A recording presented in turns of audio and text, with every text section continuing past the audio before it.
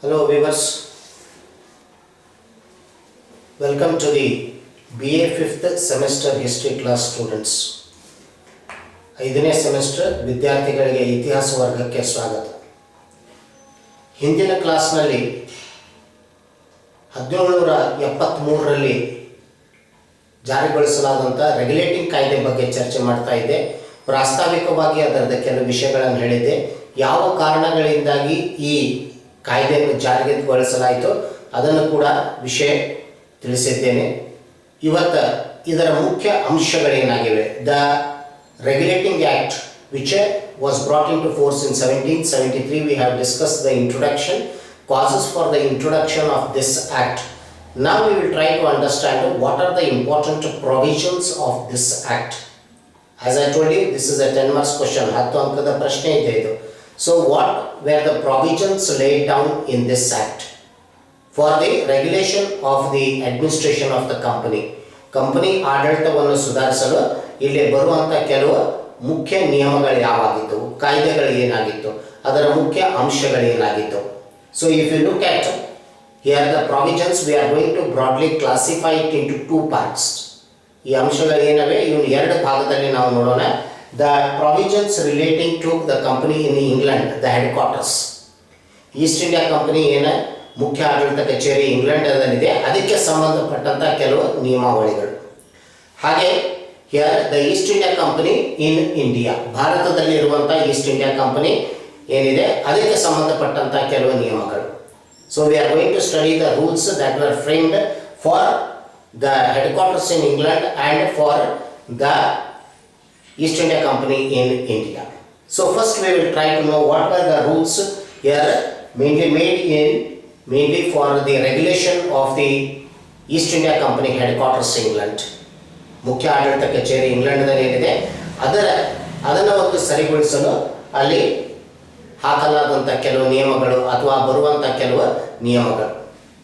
So if you look at here in England, now as you know that the East India Company was a private company, ಒಂದು ಖಾಸಗಿ company ಆಗಿತ್ತು East India company. So the full powers was with the board of directors. ಈ company ಆಡಳಿತದ ಪೂರ್ಣ ಅಧಿಕಾರ ನಿರ್ದೇಶಕರ ಮಂಡಳಿಯಲ್ಲಿತ್ತು. So the board of directors were the last decision, ಅವ್ರದೇ ಕೊನೆ ತೀರ್ಮಾನವಾಗ್ತಾ ಇತ್ತು. ಬಟ್ ನಾವು what we see is with this act here the secretary of state, the secretary of the state is the foreign secretary. ಇಂಗ್ಲೆಂಡ್ನಲ್ಲಿ secretary of state ಅಂತ ಹೇಳ್ತಾರೆ, ವಿದೇಶಾಂಗ ಮಂತ್ರಿ. the here foreign secretary of the parliament, ಸಂಸದಿನ ಏನು ಈ ವಿದೇಶಾಂಗ ಮಂತ್ರಿ ಇದ್ದಾನೆ secretary of the state, he was empowered to supervise the directors. ಈಗ ನಿರ್ದೇಶಕರ ಮೇಲೆ ವಿಚಾರಣೆ ನಡೆಸುವ, ಮೇಲ್ವಿಚಾರಣೆ ನಡೆಸುವ, ದೇಖರೇಖೆ ನಡೆಸುವಂಥ ಜವಾಬ್ದಾರಿಯನ್ನು ಈ ವಿದೇಶಾಂಗ ಸಚಿವನಿಗೆ ನೀಡಲಾಯಿತು. So the Secretary of the State was empowered to supervise over the directors. So this was now a restriction. The restrictions by the Parliament over the directors. ಈ ನಿರ್ದೇಶಕರ ಅಧಿಕಾರಗಳೇನಿದೆಯೋ ಅದರ ಮೇಲೆ ಪಾರ್ಲಿಮೆಂಟದ ಈ ಒಂದು ನಿಯಂತ್ರಣೆಯನ್ನು ತಂದಿತ್ತು. That is the first one. Secondly, the term of directors was extended from 1 year to 4 years. ಮೊದಲಿಗೆ ನಿರ್ದೇಶಕರ ಅವಧಿ ಎಷ್ಟಿತ್ತು ಅಂದರೆ 1 ವರ್ಷ ಇತ್ತು. ಈಗ ಅದನ್ನು 4 ವರ್ಷಕ್ಕೆ ವಿಸ್ತರಿಸಲಾಯಿತು. ಯಾಕೆ ಈ ರೀತಿಯಾಗಿ ಮಾಡಿದ್ರೆ, when it was 1 year, the directors never concentrated on the administration, they were more involved in making profits. ಆ ನಿರ್ದೇಶಕರು ಆಡಳಿತದ ಕಡೆ ಗಮನನೇ ಕೊಡಲಿಲ್ಲ. ಅವ್ರದ್ದು ಮುಖ್ಯ ಉದ್ದೇಶ ಹಣ ಸಂಪಾದಿಸುವುದಾಗಿತ್ತು, ಹೆಚ್ಚಿನ ಹಣ ಸಂಪಾದಿಸುವುದಾಗಿತ್ತು. ಯಾಕಂದರೆ ಅವರ ಅವಧಿ ಕೇವಲ 1 ವರ್ಷ ಆಗಿತ್ತು. ಎಷ್ಟು ಸಾಧ್ಯದಷ್ಟು ಹಣವನ್ನು ಇಲ್ಲಿ ಸಂಗ್ರಹಿಸುವ, ಆಡಳಿತದ ಕಡೆ ಅವರ ಗಮನ ಕೊಡಲಿಲ್ಲ. ನಾವು with extension to 4 years they could here give more attention towards the administration. ಆ ಕಂಪನಿ ಆಡಳಿತದ ಕಡೆ ಹೆಚ್ಚಿನ ಗಮನ ನೀಡಲಾಯಿತು. ಅದಕ್ಕೆ 1 ವರ್ಷದಿಂದ 4 ವರ್ಷಕ್ಕೆ ನಿರ್ದೇಶಕರ ಅವಧಿಯನ್ನು ವಿಸ್ತರಿಸಲಾಯಿತು. And one more very important rule that was made, ಇಲ್ಲಿ ಒಂದು ಬಹಳ ಮುಖ್ಯವಾದಂಥ ನಿಯಮ ಅಂದರೆ, ನಾವು annually every year the company had to submit annual budget report to the parliament. ಪ್ರತಿ ವರ್ಷ ಕಂಪನಿ ತನ್ನ ಏನು ಆರ್ಥಿಕ ವರದಿ ಇದೆ ಅದನ್ನು ಪಾರ್ಲಿಮೆಂಟಿಗೆ ಈ ಒಂದು ಸಲ್ಲಿಸಬೇಕು. ಅದರ ಒಂದು ಪ್ರತಿಯನ್ನು ಪಾರ್ಲಿಮೆಂಟಿಗೆ ನೀಡಬೇಕು. Every year annual budget report here copy has to be submitted to the parliament. This is how in England here a sort of restriction was imposed on the East India Company working. ಇಂಗ್ಲೆಂಡ್ದಲ್ಲಿ East India ಕಂಪನಿಯಲ್ಲಿ ಈ ಒಂದು ಆಡಳಿತದ ಈ ಕೆಲವು ನಿಯಮಗಳನ್ನು ಮಾಡಿ ಅದರ ಮೇಲೆ ಕೆಲವು ನಿರ್ಬಂಧನೆಗಳನ್ನು ತರಲಾಯಿತು. ಇದರ ಉದ್ದೇಶ ಏನಿತ್ತು? ಕಂಪನಿ ಆಡಳಿತವನ್ನು ಸರಿಗೊಳಿಸುವುದಾಗಿತ್ತು. To improve the administration of the company, these new rules were framed through this act. Now what were the rules or the provisions related to India? ಭಾರತಕ್ಕೆ ಸಂಬಂಧಪಟ್ಟಂತ ಕೆಲವು ನಿಯಮಗಳೇನಿತ್ತು. So this is also important here, how the administration change took place. Now we find the term of the company in India came to be fixed to 20 years. ಕಂಪನಿಯ ಭಾರತದಲ್ಲಿ ಕಂಪನಿಯ ಆಡಳಿತದ ಅವಧಿಯನ್ನು 20 ವರ್ಷಕ್ಕೆ ಸೀಮಿತಗೊಳಿಸಲಾಯಿತು. Initially 1600 when Queen Elizabeth I had given the permission, it was here for 15 years. 15 ವರ್ಷ ಇತ್ತು ಅವಾಗ. 1608 James the First had removed this restriction and had given the full monopoly indefinite period. No period was fixed. 1408ರಲ್ಲಿ ಇದನ್ನು ರದ್ದುಗೊಳಿಸಿ 15 ವರ್ಷ ರದ್ದುಗೊಳಿಸಿ 1ನೇ James ಏನು ಅರಸ ಇದ್ದ ಕಂಪನಿಗೆ ಪೂರ್ಣ ಗುತ್ತಿಗೆಯನ್ನು ನೀಡಿದ, ನಿರ್ದಿಷ್ಟವಾದಂಥ ಗುತ್ತಿಗೆಯನ್ನು ನೀಡಿದ. ನೋ ಟರ್ಮ್ ಫಿಕ್ಸ್ಡ್, ಯಾವುದೇ ರೀತಿಯಾದಂಥ ನಿರ್ಬಂಧನೆ ಇರಲಿಲ್ಲ ಅವಧಿದು. Now again the restriction came and it was 20 years. Every 20 years they had to get the new permission. 20 ವರ್ಷ ಆದ ನಂತರ ಕಂಪನಿ ಮುಂದೆ ಒಯ್ಯಬೇಕಾದ್ರೆ ಹೊಸ ಅನುಮತಿಯನ್ನು ಪಡೆದುಕೊಳ್ಳಬೇಕು. This was the first restriction. ಇದು ಮೊದಲನೇ ನಿರ್ಬಂಧನೆ. Secondly, the post of Governor General was created. ನಾವು ನೋಡ್ತೀವಲ್ಲೇ ಗವರ್ನರ್ ಜನರಲ್ ಹುದ್ದೆಯನ್ನು ಸ್ಥಾಪಿಸಲಾಯಿತು. The Governor of Bengal came to be designated as the Governor General of Bengal. ಬಂಗಾಲದ ಗವರ್ನರ್ ಏನಿದ್ದ ಅವನನ್ನು ಬಂಗಾಲದ ಗವರ್ನರ್ ಜನರಲ್ ಎಂದೇಳಿ ಗುರುತಿಸಲಾಯಿತು. The new post here was created, that is the Governor General post of Bengal. Now this Governor General was given the full power to administer all the British territories in India. ಇಡೀ ಭಾರತದಲ್ಲಿ British ಪ್ರದೇಶಗಳೇನಿದೋ ಅದನ್ನು ನೋಡಿಕೊಳ್ಳುವ ಜವಾಬ್ದಾರಿ governor ಜನರಲ್ಗೆ ನೀಡಲಾಯಿತು. ಸಾಮಾನ್ಯವಾಗಿ governor ಜನರಲ್ನ ಅವಧಿಯನ್ನು 5 ವರ್ಷಕ್ಕೆ ಗುರುತಿಸಲಾಗಿತ್ತು. The term of office was fixed for 5 years, 5 ವರ್ಷ. But it could be extended, ಅದನ್ನು ಮುಂದುವರಿಸಬಹುದಾಗಿತ್ತು. Or it may be here we see that here in a less tenure also he can be removed. Here that provision was there, but the term fixed was 5 years. But in appointing the Governor General, the directors had to consult with the Parliament. ಒಂದು ಆ governor ಜನರಲ್ನ ನೇಮಕಾತಿ ಏನಿರ್ತಿತ್ತು ಆ ಸಂದರ್ಭದಲ್ಲಿ ನಿರ್ದೇಶಕರು parliament ಸಂಸತ್ತಿಗೆ ಈ ಒಂದು ಇಲ್ಲಿ ಆ ವಿಷಯವನ್ನು ತಿಳಿಸಿ ಆ ವಿಷಯದ ಬಗ್ಗೆ ಚರ್ಚೆ ಮಾಡಿ ನಂತರ ನೇಮಕಾತಿ ಮಾಡಬೇಕಾಗ್ತಾಯಿತ್ತು. So they did not have the complete right of appointing the Governor General. So if at all they want to remove him, ಅವನನ್ನು ತೆಗಿಬೇಕಾದ್ರೆ ಅಥವಾ ಅವನ ಅವಧಿಯನ್ನು ವಿಸ್ತರಿಸಬೇಕಾದ್ರೆ, so again they have to consult the Parliament. ಒಂದು ವೇಳೆ 5 ವರ್ಷಕ್ಕಿಂತ ಪೂರ್ವದಲ್ಲಿ ಅವನನ್ನು ತೆಗಿಬೇಕಾಗಿದ್ದರೆ ಅಥವಾ 5 ವರ್ಷಕ್ಕಿಂತ ಹೆಚ್ಚಿಗೆ ಅವನ ಅವಧಿಯನ್ನು ವಿಸ್ತರಿಸಬೇಕಾಗಿದ್ದರೆ they have to consult the Parliament if they want to extend or if they have to cut his tenure. So that was here what we find. Parliament was given here the power to see that the Governor General most efficient person is appointed. ಇದು ಯಾಕೆ ಮಾಡಿದ್ರು ಅಂದರೆ ಅಲ್ಲಿ ಒಬ್ಬ ಸಮರ್ಥವಾದ governor general ಅನ್ನು ಕಳಿಸುವುದಾಗಿತ್ತು. ಆ ಉದ್ದೇಶದಿಂದ ಈ ರೀತಿಯಾಗಿ ಮಾಡಲಾಯಿತು.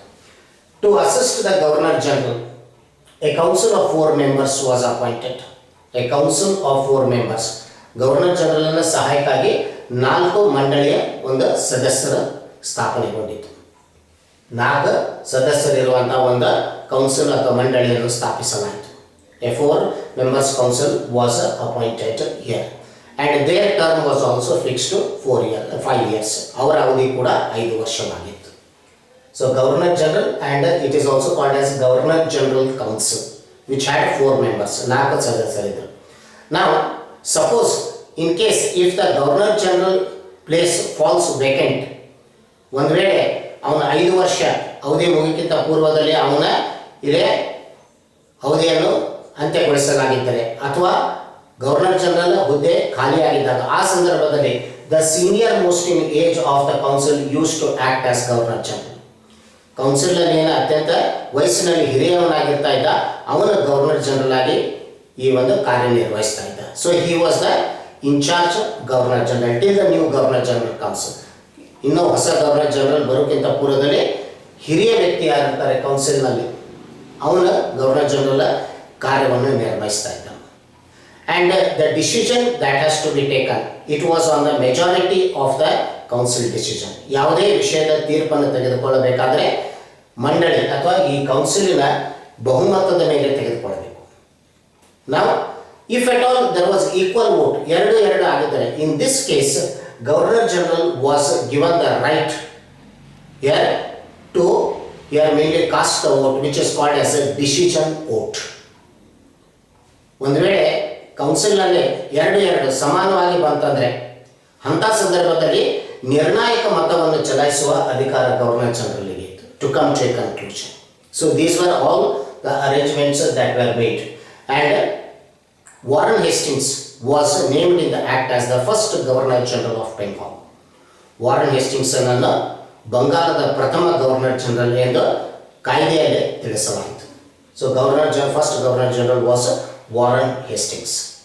ಹಾಗೆ ಬಾಂಬೆ ಮತ್ತು ಮದ್ರಾಸ್ನಲ್ಲಿದ್ದಂಥ ಗವರ್ನರ್ಗಳೇನಿದ್ರು so they became subordinate to the governor general of Bengal.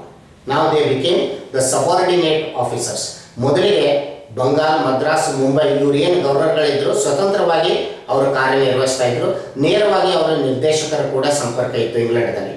But ನಾವು Bombay and Madras governors are controlled by the governor general of Bengal.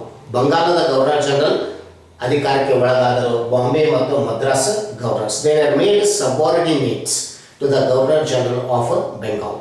Now what we can see is the whole administrative power of Indian territories of the British was given now to the Governor General. He became the most powerful person in India now. ಭಾರತದಲ್ಲಿ ಅತ್ಯಂತ ಬಲಿಷ್ಠ ವ್ಯಕ್ತಿ ಅಂದರೆ ಬ್ರಿಟಿಷರ್ ಅಂದರೆ governor general ಆಗಿದ್ದನು. British ಪ್ರದೇಶಗಳನ್ನು ಎಲ್ಲ ನೋಡಿಕೊಳ್ಳುವ ಜವಾಬ್ದಾರಿ ಇವನಾಗಿತ್ತು.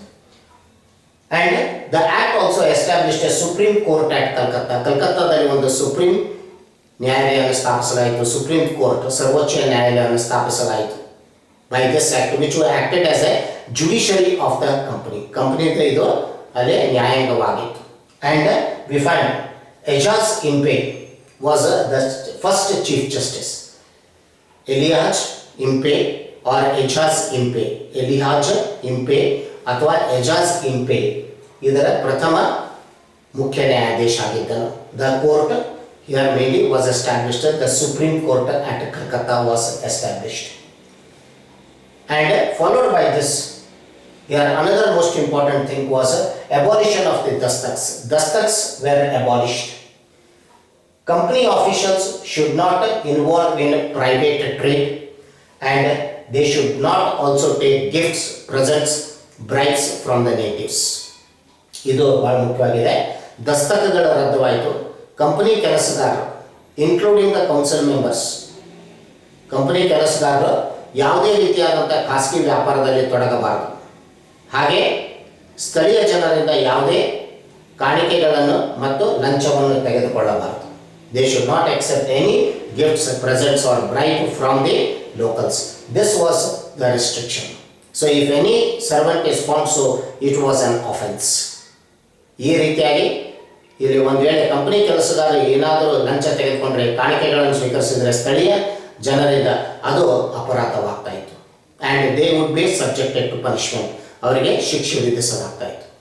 ಈ ರೀತಿಯಾಗಿ regulating act imposed some of these restrictions on the working of the company and brought certain changes.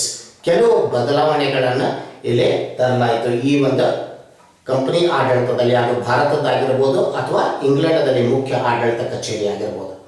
Weather it is headquarters in England or the Indian East India company, new rules were framed for the working of the company. Certain changes were made through this act. The administration of the company was regulated, hence it is called as the regulating act. ಅದನ್ನು regulating ಕಾಯ್ದೆ ಅಂತ ಹೇಳಿ ಕರೆಯಲಾಗಿದೆ. So these are the provisions what we have got.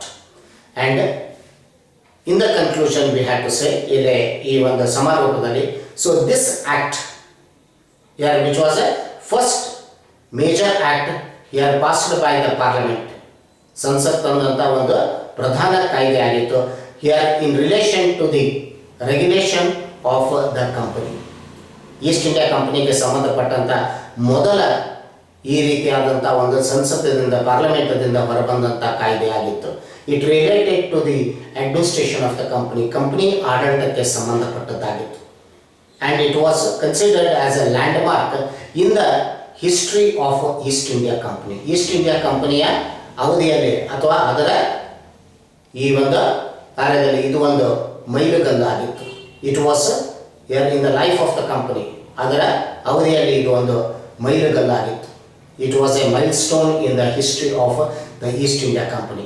And also not forgetting this act is said also here laid the foundation for the framing of the Indian Constitution.